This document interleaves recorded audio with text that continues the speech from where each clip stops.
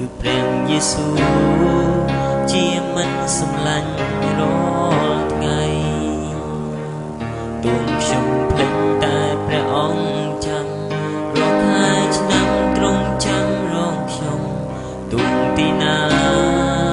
ពេលណាទ្រង់ស្រឡាញ់ខ្ញុំ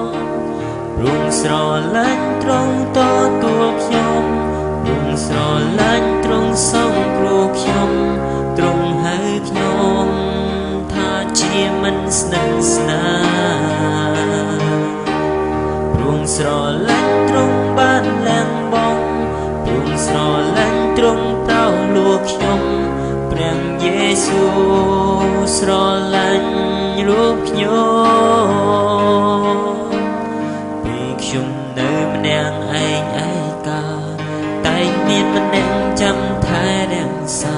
គឺព្រះយេស៊ូវជាមិនសម្លាញ់រាល់ថ្ងៃទូលខ្ញុំភ្លេចតែព្រះអង្គចាំរាល់ខែឆ្នាំទ្រង់ចាំរងខ្ញុំទូលទីណាពេលណាទ្រង់ស្រឡាញ់ខ្ញុំ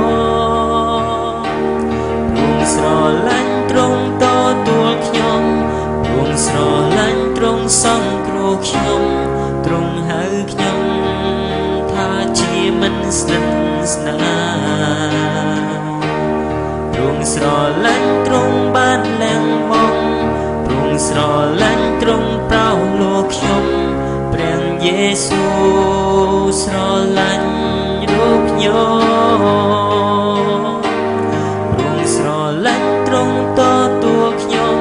ទ្រង់ស្រឡាញ់ទ្រង់សង្គ្រោះខ្ញុំទ្រង់ហៅខ្ញុំថាជាមិនស្និទ្ធស្នាលទ្រង់ស្រឡាញ់ទ្រង់បានឡើងបងទ្រង់ស្រឡាញ់ទ្រង់ប្រោសលោកខ្ញុំព្រះយេស៊ូវស្រឡា